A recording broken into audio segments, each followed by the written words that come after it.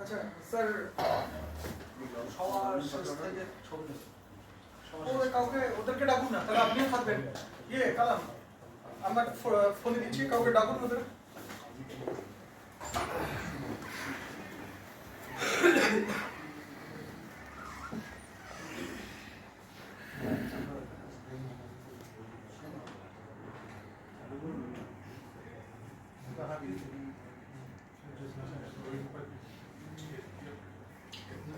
Start করবো।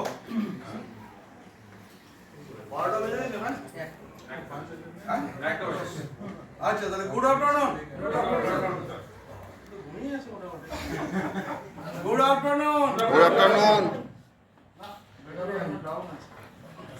কি সব খাইয়েছো? সব battery down. First of all আপনারা সবাই মিলে আপনাদের এই যে ডাইনামিক হ্যান্ডসাম লিডারের জন্য একটা হাততালি দিন আর কি।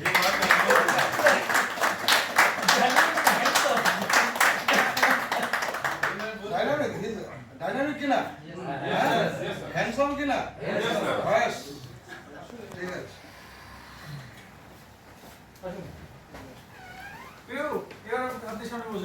সবাই একটা ছবি উঠে যায়। 2 বছর করা হয়েছিল, তাতেও লস হচ্ছিল। পার্টিরা সবাই মিলে গিয়ে আইআরডিএতে কমপ্লেন করলো যে আমাদের টাকা একবার শেষ হয়ে যাচ্ছে, আমরা দিতে পারছি না ঠিক সময়। ওই জন্য এটাকে করেছে, এবং এটা কম্পালসরিলি সমস্ত প্রাইভেট কোম্পানিকে করতে হয়েছে, এলআইসিকে করতে হয়েছে। 1 বছরে সারেন্ডার করলে আমাদের এফেক্ট আসবে না। আপনার তো কোনো এফেক্ট আসছে না, যা এফেক্ট আপনার প্রথমেই হয়ে যাচ্ছে, আর কোনো এফেক্ট কমিশন হচ্ছে কম না। পাবেন। এফেক্ট কিছু হবে না আপনাদের। হ্যাঁ, পলিসি 1 বছর চলে গেলে পলিসিটা ল্যাব ধরানোর পেড আপ ধরা হয়। আর কমিশনের কথা যারা বলছিলেন তাদের বলি, কমিশন একটু 5% কমেছে, 5% কমেছে তো, এটা আপনাদের সাথে আমি সহমত। কিন্তু আপনারা দেখবেন আগে সেকেন্ড এবং থার্ড ইয়ারে 7.5% কমিশন ছিল তো, এখন সেকেন্ড থেকে ফিফথ ইয়ারে ওটা 7.5% করে দেওয়া হয়েছে।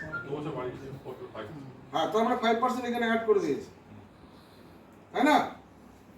আর যদি 5 লাখ টাকা সামেশনে বলেছে হয়, 6th ইয়ারের মাথায় আরেক 2% এক্সট্রা দেওয়া হবে।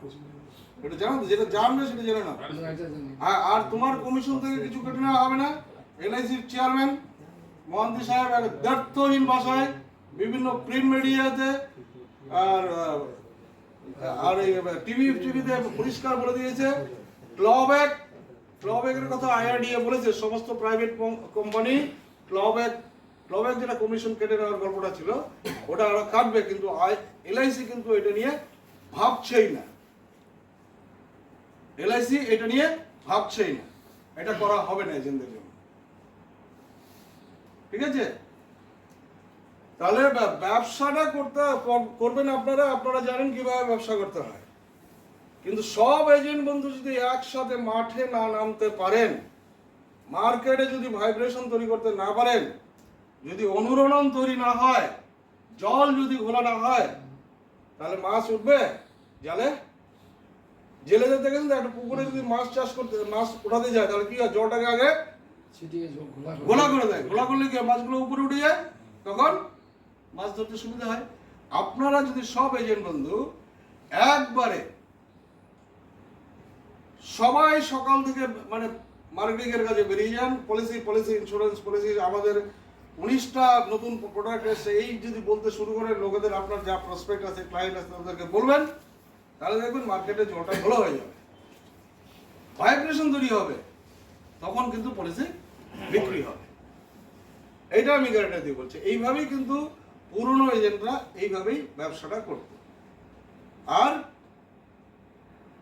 আপনারা অ্যাপয়েন্টমেন্ট নেন পার্টির কাছে, মানে পলিসি করার জন্য, প্রসপেক্টিং করার জন্য অ্যাপয়েন্টমেন্ট নেন না? নেন না, এমনি বাড়ি চলে যান।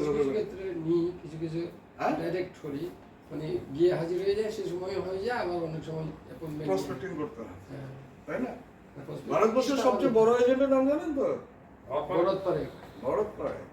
উনি কিন্তু এখনো প্রতিদিন 2টো করে লোককে কিন্তু কোল্ড কলিং করে।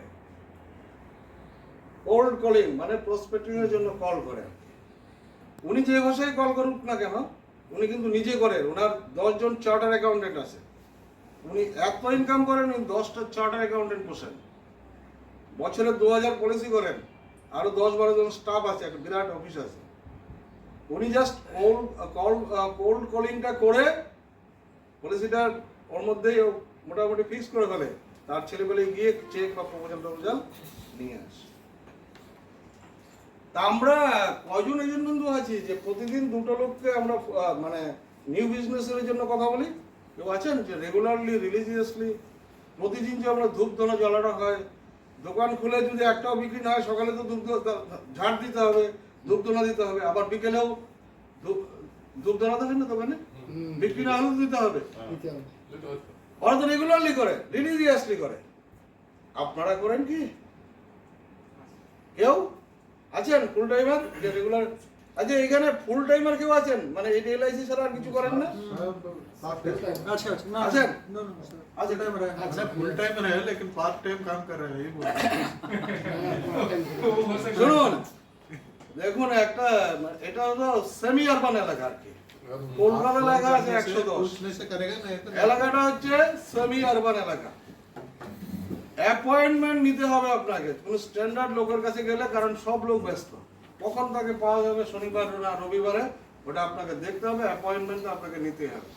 অ্যাপয়েন্টমেন্টের ভাষা হচ্ছে, মিস্টার এক্স আমি নিয়ামুল বলছি, আপনি জানেন যে আমি এলআইসির সাথে যুক্ত আছি, এলআইসিতে কিছু নতুন প্ল্যান ইনফরমেশন এসছে, সেই ইনফরমেশনগুলো আমি আপনার কাছে শেয়ার করতে চাই। আজকে সন্ধ্যা 7টা অথবা আগামীকাল সকাল 8টা, এই দুটো টাইমের মধ্যে কোন টাইমটা আপনাদের পক্ষে সুইটেবল হয়? লোককে যখন দুটো টাইম দেওয়া হয় তাহলে একটা টাইম জেনারেলি অ্যাকসেপ্ট করে আর কি। নোট করে নিলেন, তার সাথে অ্যাড করলেন, এর জন্য কিন্তু আপনাকে আমার কাছ থেকে কোনো পলিসি কিনতে হবে না, নাহলে তো লোকটা আপনাকে এন্ট্রি দেবে না ওর বাড়িতে। প্রথমে যদি পলিসির কথা বিক্রি করার কথা বলেন তাহলে এন্ট্রি দেবে না, বলেন এর জন্য ইনফরমেশন আসছে আপনাকে শেয়ার করব, কিন্তু এর জন্য আপনাকে আমার কাছ থেকে কোনো পলিসি কিনতে হবে না।